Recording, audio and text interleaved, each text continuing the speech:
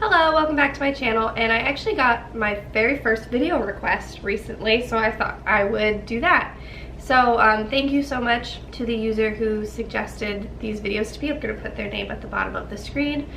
Yeah, they wanted me to do a video about my Holy Grail pins, so like pins that I would really like to own in the future, pin trading online, and a beginner's guide to pins. I'm going to mush those all into one just because I think that will work better. Also, please excuse how stuffy I sound. I'm getting over a very slight cold, so I'm a little stuffy. So when it comes to Grail pins, I don't really have any, and I know that sounds terrible, but I'm very much just getting into pin trading within the past, like, I'd say year or so, and I just kind of, I'm not really collecting anything in particular. I just kind of collect pins that I like. I really like The Little Mermaid, so I try to collect as many Ariel or Little Mermaid pins as I can. I really like Aladdin, so it's just kind of like my favorite movies or pins that I like and think are cute. So I feel like Grail pin is not really an appropriate term for me, just because I don't really have any pins that are out there that I'm like, oh my gosh, I need that pin. So even though I don't have Holy Grail pins, I am currently working on two collections that I would like to complete. The first one is this. It is the Hidden Mickey Astrology Symbol Pin Collection. It's a set of 12 pins, each with a different Disney character, and then the astrology signs. So I originally started collecting this during my last trip to Walt Disney World because I found an Ariel Pisces one and thought it was really cool because I love Ariel, and so just thought, oh, I'll just take this one and I won't collect the rest. And then on my last day, I went to City Hall, and in their pin book they had two more. They had the Goofy, Libra, and Sagittarius, and I actually am a Sagittarius, so I thought that kind of worked perfectly. Since then, I have gotten two more online through trading. That is the Mickey Aquarius and the Eeyore Taurus, so I am missing 7 of them still.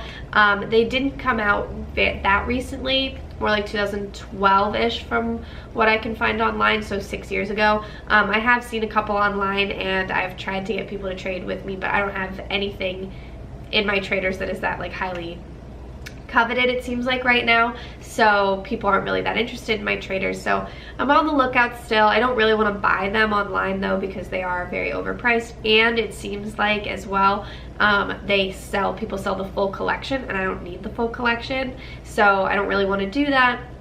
I'm just gonna try to keep trading, and if I don't finish that collection, I don't really mind that much. Things like that happen, and it's not that big a deal. The other collection I'm trying to finish right now is a mystery box collection. I did some unboxings of this mystery set on my channel already, but I'm still missing 2 pins even after doing some trading online. I'm missing Cinderella and Rapunzel, so after I get those 2, those will be complete. Other than that, I don't really have any pins that I'm on the hunt for right now. I don't really have Grail pins, like I said. That's just not who I am. But I can talk a little bit more about trading and trading online and kind of the beginnings of that, because I've very recently experienced it, so I feel like I can talk about it a little bit. So when it comes to trading online, I've had the most experience trading on Reddit.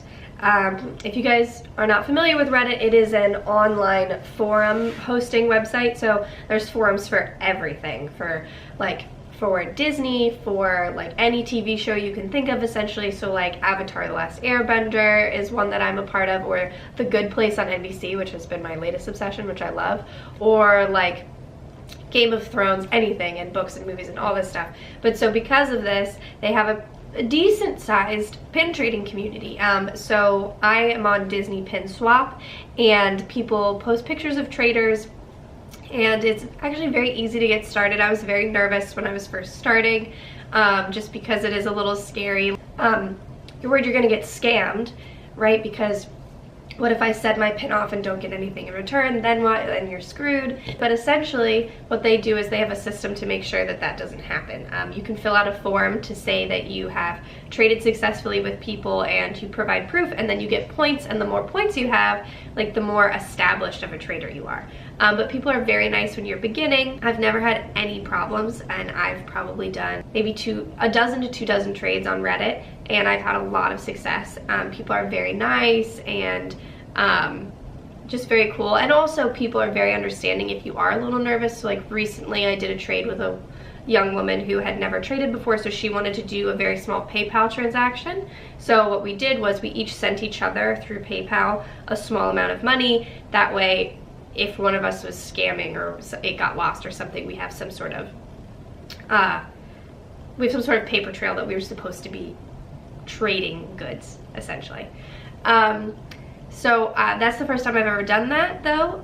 Before that, people very much are just like, cool, okay, send me your address through private message. Don't post your address like publicly.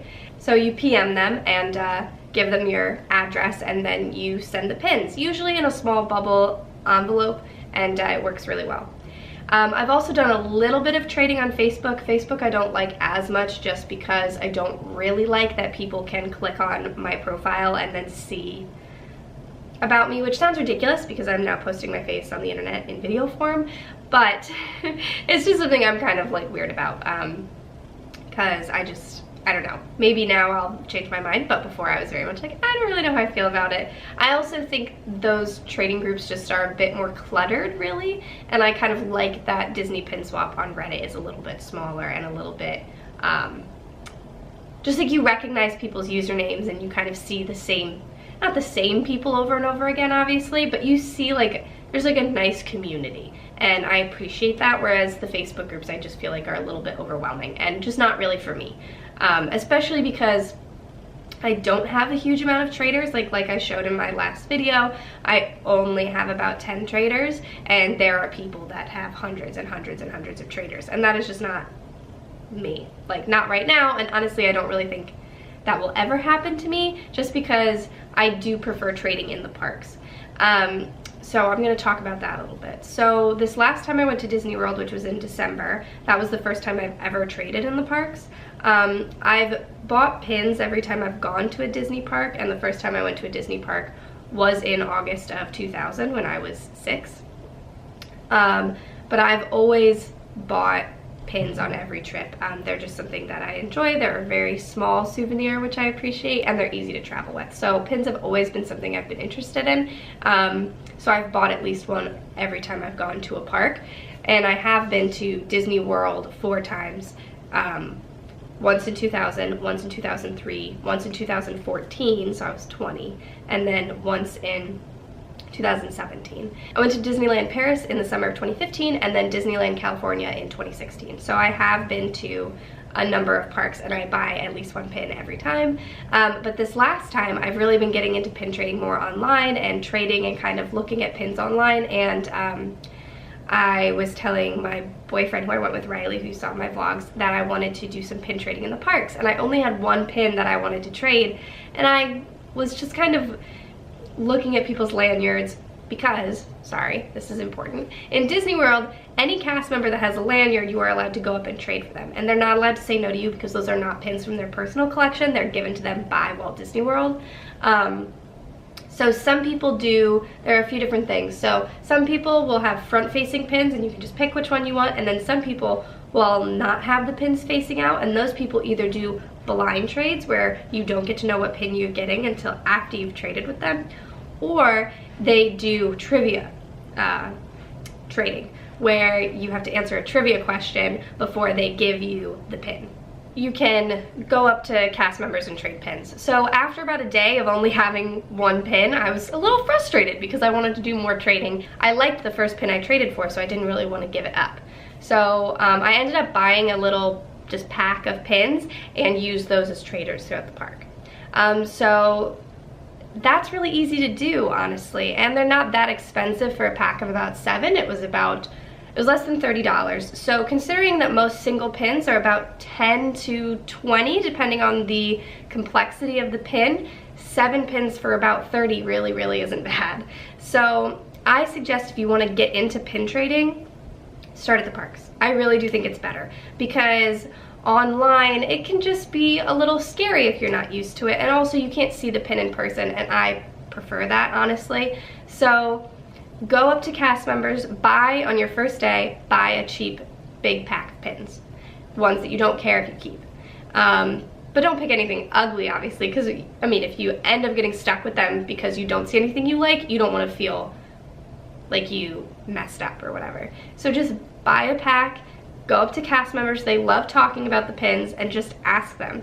Especially go up to custodians, they have great pins because not as many people stop them. And then also, if you're in Walt Disney World, a lot of the stores on Main Street have pin boards. So go up and ask the stores if they have pin boards that you can see, and City Hall has a really big pin book, which is pretty cool. So that's really all the information I have about pin trading. I know it's not a lot of new information because I really have only been getting into it for the past year.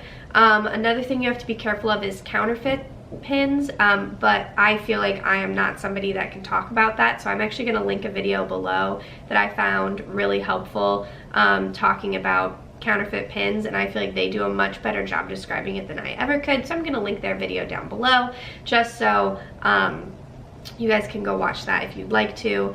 But yeah, so that's kind of it when it comes to pin trading and kind of my experiences so far. If you have any other questions, please feel free to ask in the comments below. I'm more than happy to answer anything that I can, and if I can't, then I do watch quite a bit of pin stuff on YouTube from people who are much more experienced than I am, so I can direct you to channels or blogs of people that might be more helpful. I just feel like I'm not experienced enough to answer all these questions, but I wanted to tell you a little bit about my experience just because it was requested. So thanks so much. Bye.